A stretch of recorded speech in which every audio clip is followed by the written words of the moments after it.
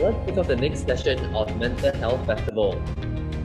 Now, this session, before we start, we'd like to share a quick emotional trigger warning in the next slide. We'd like to ensure that everyone knows some content that we touch on in this specific session may be emotionally sensitive, right? And we invite anyone who feels uncomfortable to reach out for any support. This can be done at your local mental health support provided in the link shown on the screen. So that's intellect.co/mental-health-hotlines. Or you can also reach out to our support team on standby at support@intellect.co.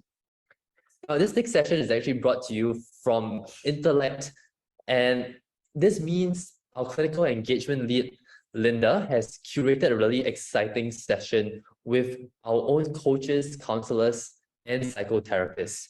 The question I get the most often whenever I join a client onboarding session is inevitably, what should I sort of like utilize or match with in the Intellect platform? Should it be a coach, counselor, or clinical psychologist? And that's the thing, right? When we grew up, none of us were taught anything to do with mental health and different types of care modalities. And naturally, when we start looking for help to improve and invest in our own well-being, we may not know where to start. So this next session will demonstrate between coach, counselor, and psychotherapist unique approaches to a hypothetical client. And we hope that this session then helps you to understand what kind of provider you would most benefit from for any challenges you face. In the next slide, we'll share a bit about the panelists, which we have a great lineup here. I'd like to welcome Miguel, Kairu, and Sandhya to stage and hand it over to Intellect's own clinical engagement lead, Linda. Linda, of course, is a global clinical psychologist with huge expertise in various therapeutic approaches and across different regions from Europe and Asia. Over to you, Linda. Looking forward. Thank you very much, Frank. What a nice introduction. And welcome everybody to Inside this Session, Coach, Counselor, and Therapist. As we go through this first day of Mental Health Festival, it has become quite clear to me how crucial it is to be well informed about mental health related topics and to be able to help ourselves and others get that essential support for our mental well-being. Now, we want to make this session an interactive one. You are in luck. I would love for you, the audience here, to interact with our panelists today. Don't worry, you don't have to unmute yourself. You don't have to join this panel. All you can do is scan the QR code on the screen or click the link that my colleague is going to put in the chat, and you can join our Mentimeter little poll questions. I think it's an open question to be exact.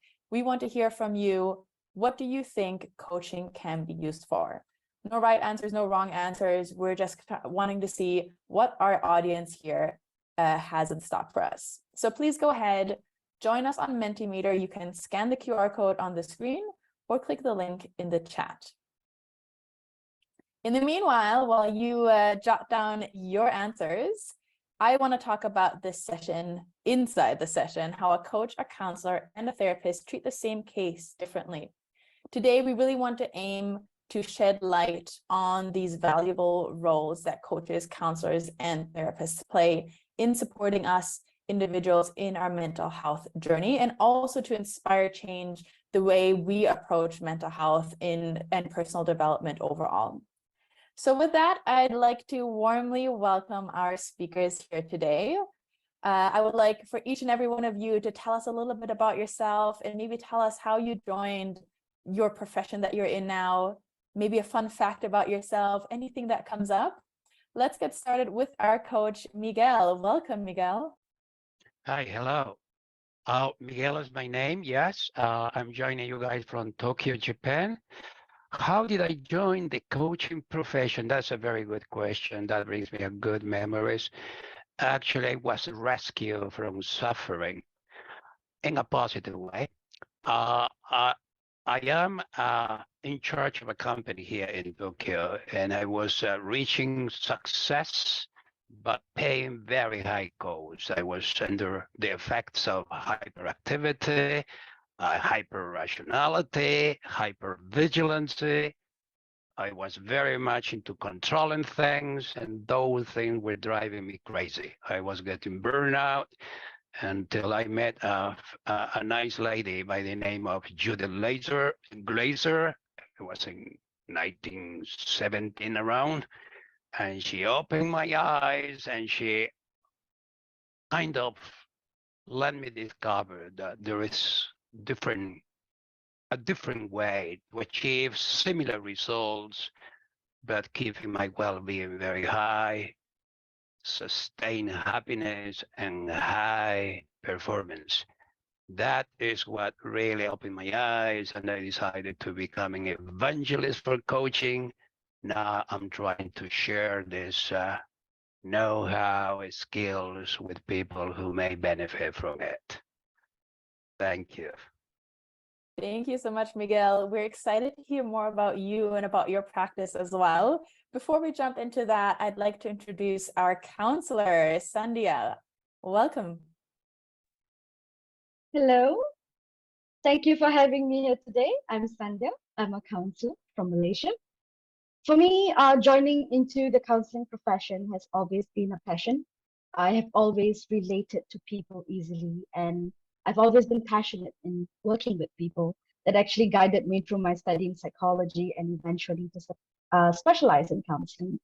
I joined Intellect about 2 years ago, and that definitely helped me gain different perspective, work with different people from different walks of life. Currently, I work with children and adolescents, but that doesn't stop me from connecting and getting to know people outside of the context. I've always been really, really passionate about my job, and this has become more of a skill for me that I would track through in my whole life, and connecting with people has always been something that I look forward to. And a little fun fact about myself, as much as I like to connect with people, my personal therapist is always my cats. So when I go back and getting to see them and getting a hug or kiss from them, practically their bites to really cures anything that went through that day. So that's me. Thank you. Thank you so much, Sandhya. I hope your cats will have a little special, they'll join us in the panel discussion later. Hopefully they'll jump on your shoulder or something. But last but not least, I'd like to introduce our psychotherapist, Khairul. Welcome. Hello, Linda. Thank you so much. And also, I would like to thank Intellect for the opportunity to be a part of this year's Mental Health Festival, particularly for today's session, an interesting one, and hopefully the discussion that we have shortly will be a fruitful one to all the attendees for today's session. So my name is Khairul. Just like Sandhya, I'm also currently based in Malaysia. And at the moment, I am currently working as a psychology officer at a local hospital since coming back home from Australia in 2020. And with regards to joining this particular profession, I suppose that is something that I was inspired from my late father, seeing him contributing to the society in his role through various ways, and then also to be able to see the impacts his contributions had on the community was something that I aspired to do as well in my own life. And with regards to Intellect, as Linda possibly might have already known me for quite some time, I joined Intellect in 2021. And since then, I held a variety of roles and responsibilities with Intellect. And hopefully, as part of today's discussion, I can share with all of you one aspect of what I regularly do on a regular basis, on a professional basis, hopefully can be somewhat beneficial to all of you. And a fact that only select people in my life know would be me working in a food and beverage industry prior to working in this particular allied health profession. That's something that I thought was outside of my comfort zone, and it's something that I thought was quite interesting that I'd like to share with all of you as well. So thank you so much, Linda. Thank you so much, Khairul, and thank you so much, all three, for your introductions.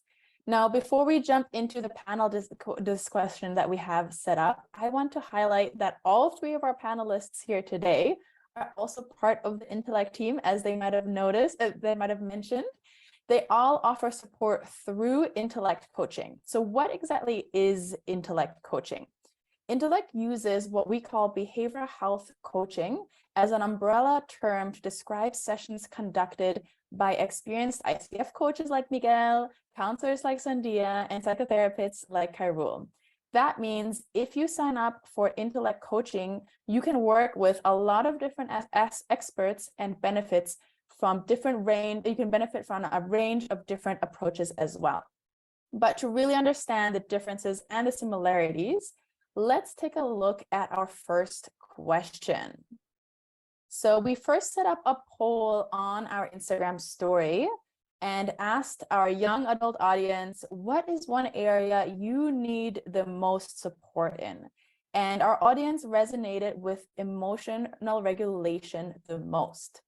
So just to make sure we're all on the same page, emotional regulation is generally used to describe our ability to effectively manage and respond to any kind of emotional experience that we might have. So since this is a topic that most of our audience would like to explore, I've put together a quick scenario for our three panelists today so that we can understand the different approaches each of you would take when working with a client.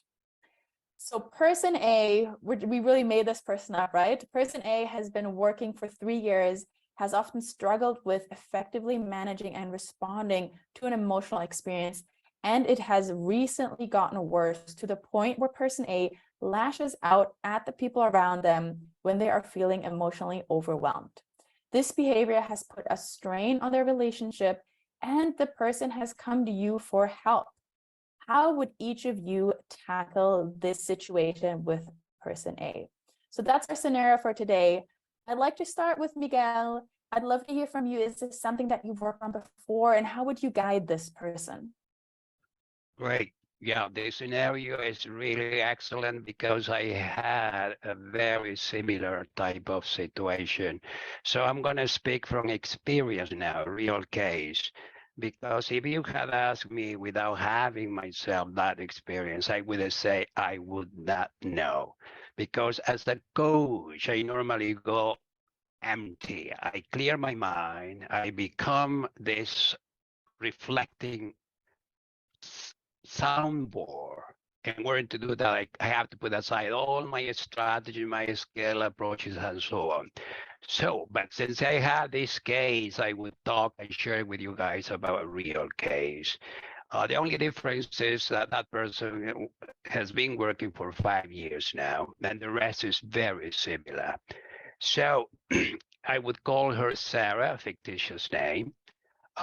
Sarah came to me asking for help. She really wanted to first be able to control her emotions.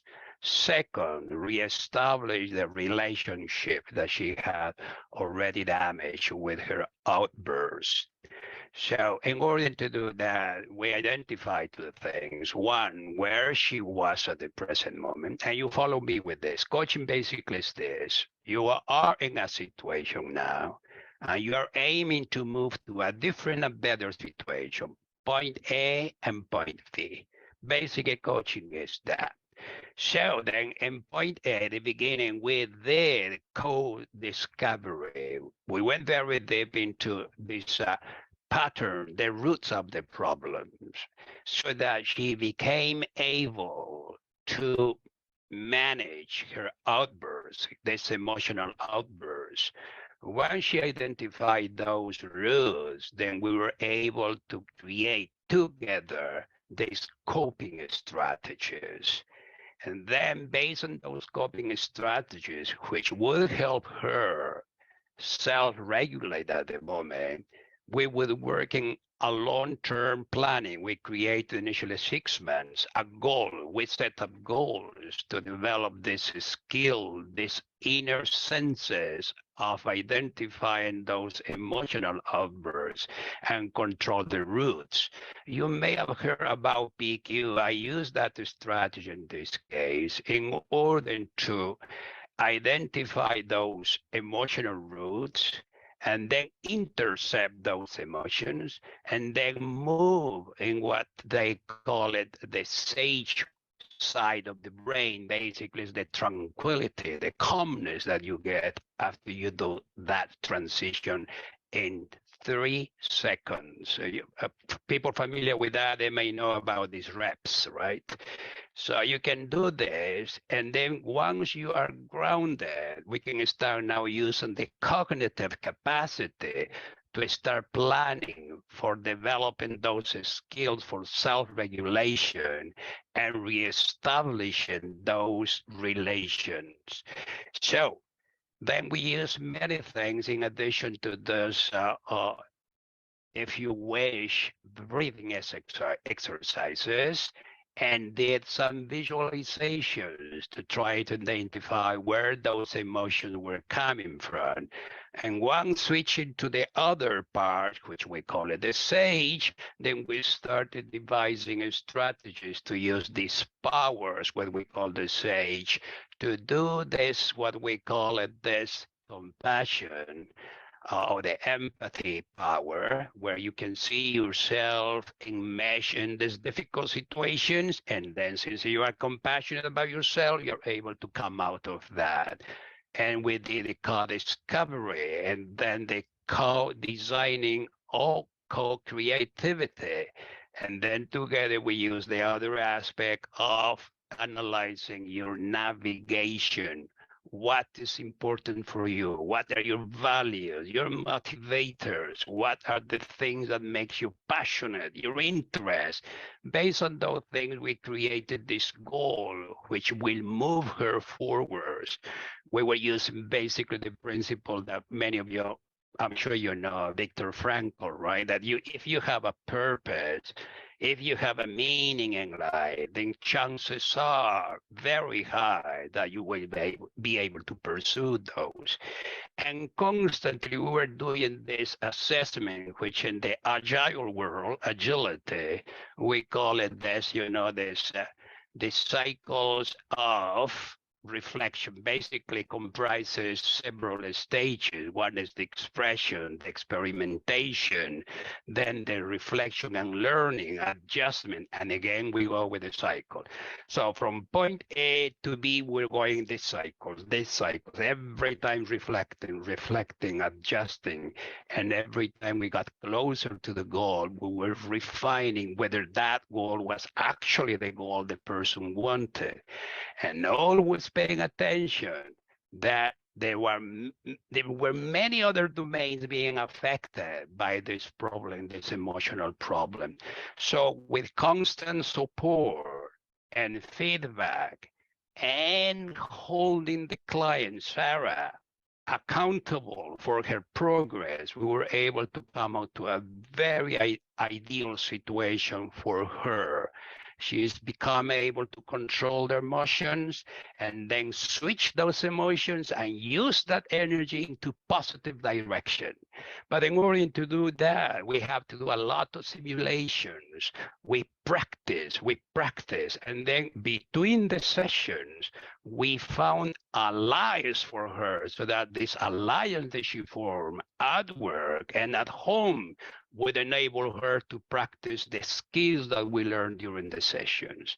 So in 6 months, she was able to put under control her emotion, and now she is on the way to enhance her performance. So as you know, emotional intelligence really is very much related to the way how you see things, how you relate to other person. It's not just one area. This is systemic, and you have to see and together, as I said, from point A to point B, self-discovery, if you wish, co-creation, self-regulation, and then we have the, if you wish, aiming at becoming what we call it a maturity person in different domains: personal maturity, spiritual maturity, professional maturity, social maturity, and what we call it the identity maturity. With this, we did in this process. Thank you. Thank you so much, Miguel, for giving us that detailed overview of how you would go about this scenario as a coach. Thank you so much. So just to contrast the approaches, Sandia, I'd love to hear from you. If we look at this scenario from person A, how would you approach this as a counselor? Right. Thank you, Linda. And I'm just going to take off from Miguel's pseudonym, Sarah. So if Sarah came to me with this scenario, it's common for people to come up and have this. And I have seen clients from various age groups struggling to go through these similar situations. So if Sarah came to me, I think it's almost instinctual for me to know what's the underlying reason for Sarah's problem. That's almost instinctual. But what I need to do, what I would do at that point is first to acknowledge Sarah's feelings and emotions at that point, to connect with her, to be present with her, to just tell her that it's okay to feel that way. Because most of the time, a lot of people come in feeling judged, or they've already struggled with people throwing them words. And Sarah's already struggling with relationships. So I would really want to be present with her, acknowledging and telling her that it's okay to feel that way. Many of us do, and ensuring her that whatever she has done or been doing, it's normal, and many people have done it too. There could be other ways that we can actually handle the situation better. Once I have already got that connection with Sarah, I'll try to move on to trying to see what exactly are Sarah's trigger points. So exploring with her moments that probably she couldn't handle, and backtracking on what actually triggered that emotion in her. Trying to look back to see if there are any specific emotions or events that actually triggers a certain emotion out of her. Mainly because this can help Sarah to actually see the pattern of her emotional regulation. So maybe she only has this outburst with certain people, with certain events, with certain circumstances. It's just to get those information out and let her realize that, hey, you know what? I'm not like this all the time. It's only in certain situations. And once she gets that and she can process that through and she can normalize it for herself, then we move on in trying to see how can we cope with this better. Because in my perspective, if we are going to go and jump right into coping mechanism without her knowing what exactly is triggering her in the first place, it may be all over the place. Clients can get pretty overwhelmed. So to me, I think the most important part with my client, with Sarah, it would be to establish that trusting relationship, to get her to trust herself and then me and our relationship. And when we move on to actually learn things, for example, coping mechanisms. I think Miguel has said it very beautifully. The coping mechanisms that we're going to introduce are pretty much the same across. We are going to probably teach the same things, but it's the process of us getting there. In counseling, our relationship, our understanding lies very deeply before we can get there. So to me, I would actually get Sarah to first understand herself, to know that it's okay that she's going through these moments with herself. And eventually, when we move on into learning different management skills, emotional skills that she can handle, we relate back to see how exactly this can be generalized into other aspects of her life, not just focusing on the problem area. So this is how I would handle Sarah, and hoping that in that process of journeying with her, she can learn a lot about herself as well. Wow, thank you so much, India. Also very insightful. Now, last but not least, Carol, we'd love to hear how you would work with person A, with Sarah. I don't know what their names anymore. We would love to hear how you would work with them as a psychotherapist. Sure. Thank you so much, Linda. I think we'll stick with Sarah to replace this person A. And being the last person to be able to address this particular question, what Miguel and Sandhya have already mentioned, those were all very beneficial and will help Sarah in managing the current situation that she's in. And from my perspective, there will be some things that will be similar to what Miguel and Sandhya might have already mentioned to us earlier. And from understanding Sarah's situation, one of the first steps that I would do is to be able to create collaborative with her, what we call a formulation or a rationale, whereby, like what Sandhya mentioned just now, identifying the triggers, which from my perspective is one of the 4 P's, whereby we have the predisposing factors, precipitating factors, perpetuating factors, as well as protective factors, whereby these will all help Sarah to understand the current situation that she's in, as well as potentially what could potentially made her to have limitations or difficulties in regulating her emotions. So once these initial steps have already been, in a way, discussed collaboratively with Sarah, I've also have found out that throughout my years of learning different modalities of psychotherapy and practicing it both in my own life as well as my professional lives, I have found that helping an individual to better understand their situation, particularly in discovering what could potentially influence them to react or behave in a certain manner, is through metaphors or analogies. The reason being, I like to use metaphors and analogies is to make and help the person, and in this situation, Sarah, to further and better relate the situation that she's in, rather than looking at some theories and then not knowing how she could actually feel that that is something applicable that she can do in her own life. And then consequently, once I have already, like I mentioned to you just now, identifying these 4 Ps, and then potentially, if some of the analogies that I could think of when it comes to helping Sarah, in terms of regulating her emotions, 2 analogies that come into mind, which are what I call the traffic light analogy, as well as clouds in the sky analogy. Nonetheless, these 2 analogies that I mentioned just now, they are all in relation to identifying the function of emotion and adapting a more neutral perspective when it comes to evaluating the emotions, experiencing the emotions that Sarah can feel as a person, because understandably, certain emotions can influence us to behave in certain way. In this particular scenario, there will be certain emotions that Sarah felt that influence her to lash out, which one of the impacts as a consequence of that particular behavior is a strain on her relationships. So through helping her in looking at things from a more applicable manner, that could help her to be able to manage and hopefully reach a certain level of acceptance of the variety of emotions that not only she can feel, but definitely myself and the rest of us as human beings can feel as well. So these are some of the ways that I can actually help Sarah to manage this current situation that she's in. Thank you, Linda. Amazing. Thank you so much. And thank you so much for all 3 of these great descriptions. It sounds like all 3 of you might work in slightly different ways, but you'll all aim to guide Sarah, to guide your clients in reaching their goals.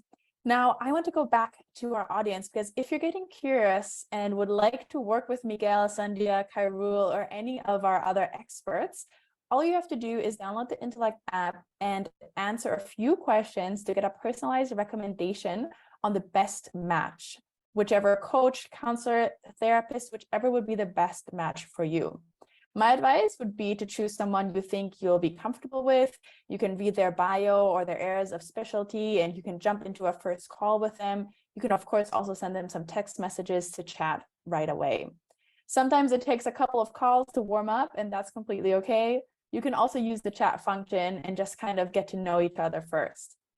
Through our research, we have also seen significant stress and mood improvements when using Intellect coaching. So coaching clients reported a 20% decrease in perceived stress, and 33.6% experienced improved mood levels. Now, speaking of which, let's get a quick check-in from our audience. I asked you earlier, what topics do you think coaching could be used for? And I'm curious to see what kind of results we got. Let's take a quick look. Oh, wow, so many answers. We got support, personal development, career, relationships, anything. That's a very big answer, definitely. I'm seeing growth, showing the way, helping to clarify issues, behavior and habits, cooking a plan, emotional, career development, pathfinding, mental wellness, self-awareness, strategy, friendship. Whoa, there's so much happening. Help, just overall, mentoring, interventions. What else am I? Co-pilot. I like that analogy for sure. Anxiety disorders, overcome our issues, the art of living, organization, self-awareness, lifestyle. I mean, it's never ending. And I love all of these answers. Thank you so much to our audience. It really seems like there are some common topics that coaching is known to be helpful for. And then there are some lesser known ones, some of which maybe I can't really see, might have not been mentioned here. For example, financial well-being, goal setting, career guidance, health and lifestyle. For our last question to the panel, I would love for each and every one of you to get started and give us a quick run through of how you would work on some of these topics. Let's start with Miguel. I'd love to hear how you can support someone around financial well-being. Okay, thank you. Again, I guess I'm going to use the previous explanation about that case. Coaching anyway has a lot of similarities regardless of the issue. So we're going from point A to point B. This time a client, I'm going to name him John, fictitious name, real case too. He came to me because he was having these financial problems that was affecting his well-being in different areas. A lot of stress, physical, mental, emotional issues. So all of them coming from this financial area concerns. So again, we are going from A to B. I'm going to make it short this time. Now, just think about this, please. You are in the center, okay? John is in the center in this case, and he's surrounded by different little bubbles or circles. Each of them is a domain that's affecting him in the center. Many people call this work-life balance. You have many domains. One of this domain is the financial domain, right? All of them are affecting, one affects the other in this systemic approach. Well, in his case, John was having problem with financial matters, about debt, about income was not enough, taxes. He really didn't know how to allocate money for the future, for retirement. He had problems with creating wealth. And that sphere, the financial sphere, was affecting the other sphere, namely family relations, friend relations, at work.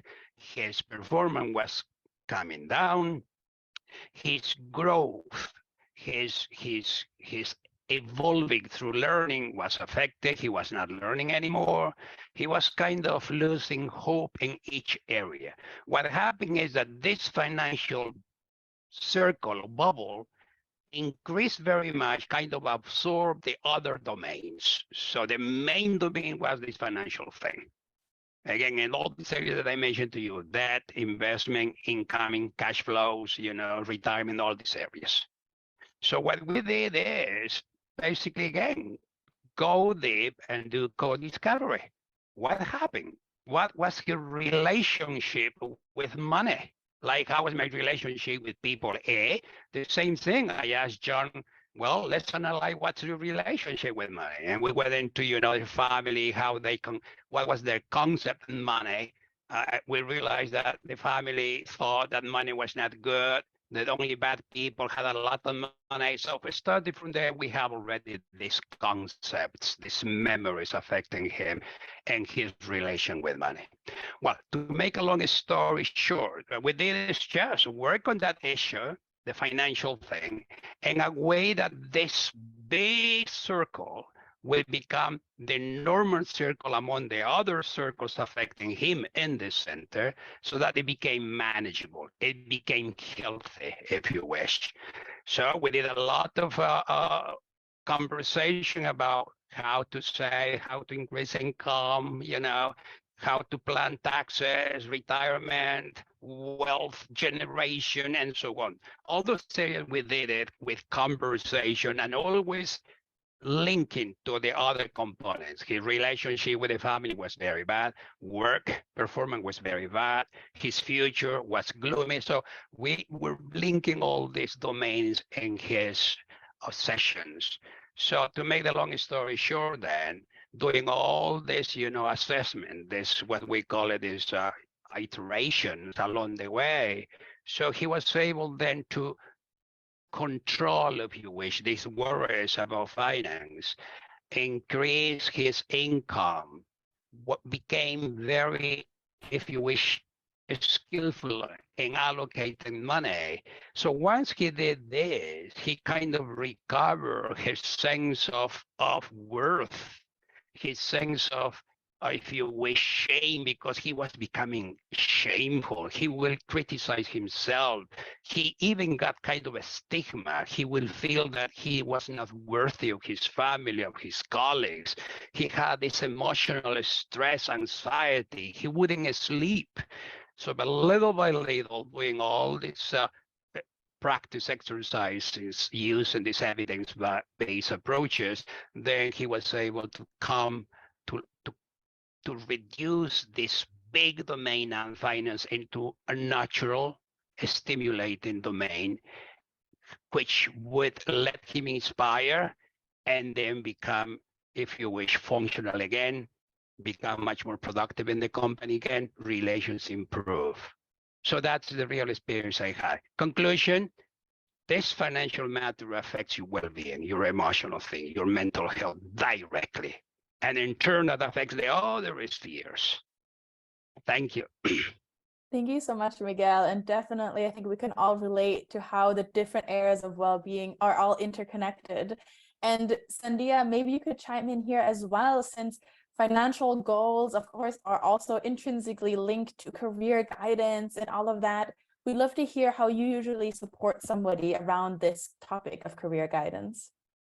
All right, sure. Career guidance is a very versatile topic. You get clients and people from various ages coming in for it, right from young adults who are entering the work industry to midlife people who are planning to change their careers. So just to give a little fun to it, usually I would start off by giving them maybe a personality test, just to get them to know that there is an importance between the link with your own personality and the job that you do to get the best satisfaction. So that usually gets them a little relaxed and get them into the goal setting, which I will eventually work towards. Because career guidance would mean that they need to set a goal to what job they want to do, what career they want to pursue, and how are they going to work towards this. So goal setting is something that I would do with them for career guidance, mainly because that would actually help them refocus their energy instead of letting it go all around the place and then feeling that it's just a waste of energy end of the day. So goal setting would actually help them refocus. Okay, this is what I want to do and this is what I want to work to, and guide their energy into specific things they can do towards their wanted career. So this can actually help them develop a practical strategy instead of having this whole big concept in front of them. Probably for young adults who come in where everything is just so big, everything's so confusing, and focus on, okay, this is what I need to do, this is what I want to do, and this is what I will do. So goal setting would actually take them through that, introducing them to SMART goals. Some of them are already aware of it, but never utilized it. So actually utilizing it during our sessions and outside our session, working towards what they really want to do at that point. So career, it's a transformative journey for them. It empowers them. It brings them closer to what they want. And regardless of what age they come from, this usually helps them to bring their focus back and guide them through their career journey. Thank you so much, Cynthia. This is a really great way to kind of describe a topic that a lot of times, especially for young people, can sound very overwhelming, but it sounds like with your guidance and the structure, it actually sounds quite doable. So I'm very excited about it. Thank you so much. Now, another hot topic that we see a lot, especially nowadays on social media, is really that health and lifestyle area. There are tons of influencers in this category, and we might kind of be jumping from one workout plan to another. And a lot of times we don't necessarily link it to the rest of our well-being areas. So what advice would you give viewers, or what advice do you give your clients, Khairul, when you work on health and lifestyle topics? Thank you, Linda. So firstly, I think it goes without saying that relying to information that we gain from social media, for us to be able to consider the reliability of the sources or the influences that we'll look at. And definitely, in addition to that, we might also want to consider looking at multiple sources for any topics so that then we can establish or at least verify the authenticity of the information that is being shared. And definitely when it comes to health and lifestyle, it's something that goes hand in hand. And definitely if we are able to manage and take care of our health, our lifestyle will also be influenced and affected by it. And one of the things that I would like to help my clients when it comes to addressing and managing this particular aspect of health and lifestyle through a concept called behavioral activation, whereby this is something that can actually help them not only to be able to look at what aspects or what activities that they can do to be able to fit in their regular routine, as well as understanding the values. And then like what values would be something that Miguel shared earlier. And then when it comes to establishing some strategic goals, like what Sandhya mentioned about SMART goals. So being able to identify, being able to make meaningful steps towards achieving these goals. Hopefully, when it comes to managing their health and lifestyle, this is something that can actually help them in the long run. Linda, thank you so much. Thank you so much, Karul. I really appreciate these 3 descriptions. And as we're talking, I'm seeing lots of great questions coming in from our audience. We only have a few minutes left, but I would love to squeeze in a quick Q&A section. I've also seen that not only have we gotten questions, there's also a whole side conversation happening in the Q&A section. So I'll get started with that question right away. One of our attendees asked, for the same situation, what if you are being the person being lashed out at? So instead of being person A or Sarah, you might be the receiver. Maybe you're person B or Ben, I guess. How do you cope with being at the receiving end of someone who can't manage their own emotions, and this someone might even be your direct supervisor? What a little plot twist at the end there. I'll get started. I'll just hand it over to you, Sandhya. What are your thoughts on this question? I think that's a very valid question. Usually when you are involved in that situation, it's very overwhelming, especially if you are the one getting lashed at. But I think having first-hand experience of this going on, fortunately not my supervisor, but when it did happen, I think it's important for us not to mirror that emotion. So if they are lashing out and we are going to lash out as well, it's not going to solve anyone's problem. It's just to take a step back and to realize that most probably there's something going on beyond the situation for that person, and to be able to control our emotion at that point. So that's why emotional regulation is really important.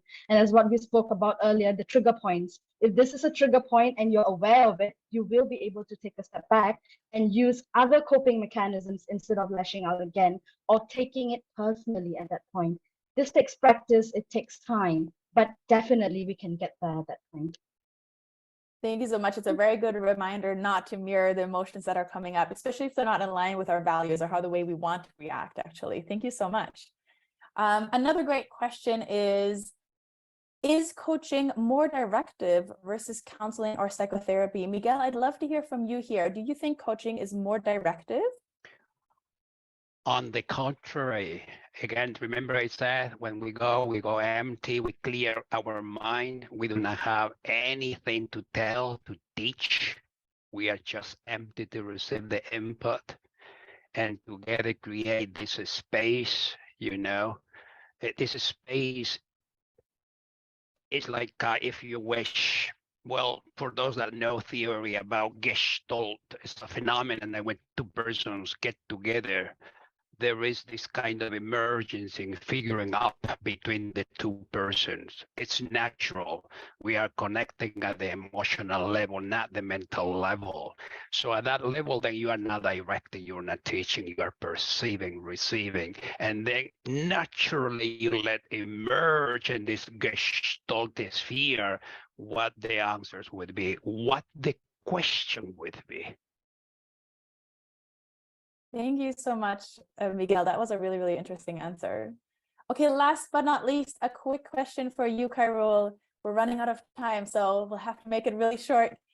What's your advice on jumping between coaches, counselors, and therapists? Have seen some of my friends do that, but not sure if it's beneficial. Definitely this jumping around different types of professionals.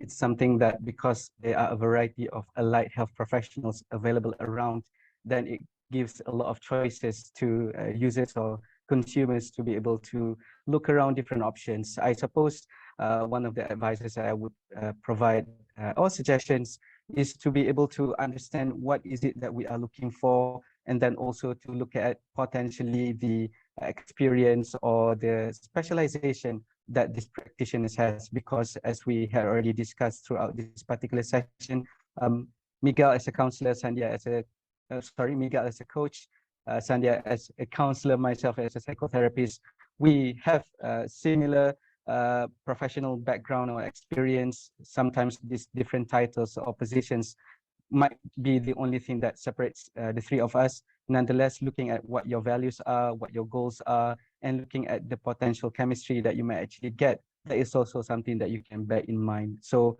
I would say that would be one of the suggestions that I can provide when looking at these different options, Linda. Thank you. Thank you so much, Carol, for this suggestion. And thank you everyone for your great questions as well. There are a lot more amazing ones, but sadly we have to get to an end of this session before we jump over to the next one. Thank you to Miguel, Sandhya, and Carol for your engaging discussions, for your answers, and all your insight and everything that you shared with us today. Now, for the audience, if you're looking to rewatch or share this session, the recording will be made available to you on the events platform and on our YouTube page. And for our next session, we will be tackling a very important topic around empowering young adults to reach out and seek help when they need it the most. To join the next session, you will need to go back to the main lobby, and you may click the join button on the right-hand side to join the next session. Last but not least, please complete a short survey, just 5 questions. We want to hear what you thought and what we can improve for our next events. And thank you so much for being a part of this engaging discussion today. We have an article available to you in the Zoom toolbar if you want to read a little bit more about our coaches, our counselors, and our therapists. Thank you so much, everybody, and I'll see you in the next session.